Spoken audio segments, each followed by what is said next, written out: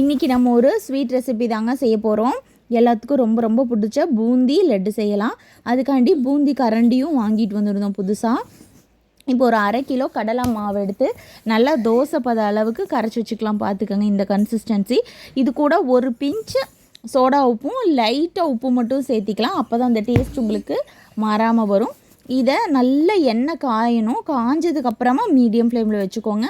வச்சுட்டு பூந்தி லட்டில் நல்லா ஸ்ப்ரெட் பண்ணி விட்டுக்கோங்க. முத்து முத்தாக உழுகணுங்க பூந்தி. அப்போ தான் வந்து சாஃப்டாக இருக்கும் லட்டு, டேஸ்ட்டாகவும் இருக்கும். அதே மாதிரி பூந்தி போட்டதும் முருக விட்டுறக்கூடாது. நல்லா மீடியம் ஃப்ளேம்லேயே வச்சு ஒரு 2 மினிட்ஸ் விட்டுட்டு அப்படியே எல்லாத்தையும் எடுத்துடலாம். நீங்கள் இந்த பூந்தியை தொட்டு பார்த்தீங்கன்னா மொறுன்னு உடஞ்சி போகாமல் கொஞ்சம் சாஃப்டாக இருக்க மாதிரி இருக்கணும். அந்த பதத்துக்கு தான் வேகணும். ரொம்ப வேக விட்டுறக்கூடாது.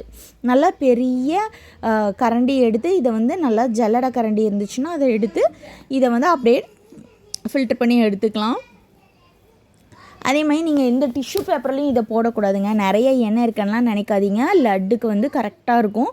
இதில் நீங்கள் பார்த்தீங்கன்னா இப்படி அமுக்கி பார்த்தீங்கன்னா உங்களுக்கு வந்து சாஃப்டாக இருக்கணும். மொறுன்னு உடஞ்சிடக்கூடாது.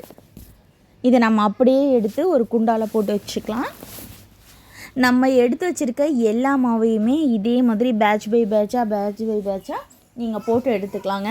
இது ஒன்று மட்டும்தான் உங்களுக்கு வந்து ப்ராசஸாக இருக்கும். மற்றதெல்லாம் ரொம்ப சிம்பிளாக தாங்க இருக்கும்.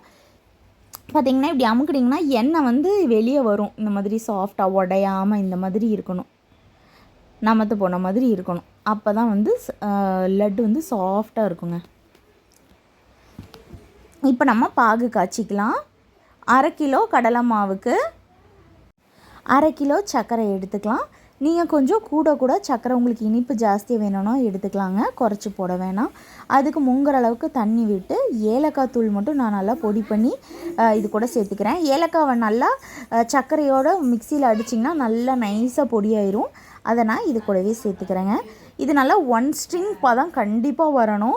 சலசலன்னு காய்ச்சிடாதீங்க ஜீரா. கண்டிப்பாக நல்லா 1 ஸ்ட்ரிங் பதம் வந்து நல்லா வரணும். அப்போ தான் உங்களுக்கு லட்டு பிடிக்கும் போது லட்டு மாதிரி இருக்கும். அதேமாதிரி கெட்டும் போகாது. இது ஒரு 5 to 10 மினிட்ஸ் ஆகும். நல்லா சர்க்கரை கரைஞ்சி ஜீராவாக மாறுறதுக்கு அப்படியே கிளறிட்டே இருங்க.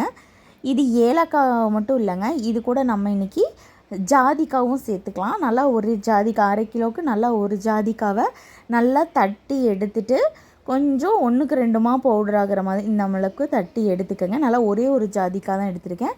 ஜாஸ்தி போட வேணாம், நல்லா இருக்காது. இது வந்து ரொம்ப ஃப்ளேவராக இருக்கும் லட்டுக்கேவும். நம்ம இந்த ஜீராலேயே இதை போட்டு நல்லா மிக்ஸ் பண்ணிக்கலாம். இப்போ உங்களுக்கு நெய் லட்டு மாதிரி வேணும் அப்படின்னா இந்த ஜீராலேயே நீங்கள் வந்து கொஞ்சம் நெய் விட்டுக்கலாம். அப்புறம் நான் இன்றைக்கி லைட்டாக எல்லோ கலர் பவுட்ரு சேர்த்துருக்கேன். உங்களுக்கு வந்து நார்மலாகவே எல்லோ வரும், ஆனால் கொஞ்சம் டல் கலர் எல்லோவாக வரும். நம்ம இந்த மாதிரி கொஞ்சம் எல்லோ கலர் சேர்த்தோம்னா நல்லா பிரைட்டாக இருக்கும். அதே மாதிரி முந்திரி பருப்பும் லவங்கமும் நல்லா வந்து நெய்யிலே வதக்கி வச்சுக்கலாம். அது எல்லாமே நம்ம எடுத்து வச்சுருக்க பூந்தி வந்து நல்லா ஆறணுங்க. ஆற விட்டதுக்கப்புறம் இந்த மாதிரி கொஞ்சம் கொஞ்சமாக சேர்த்து நல்லா கிளறி விட்டுட்டு ஒரு 10 மினிட்ஸ் விட்டுறணும்.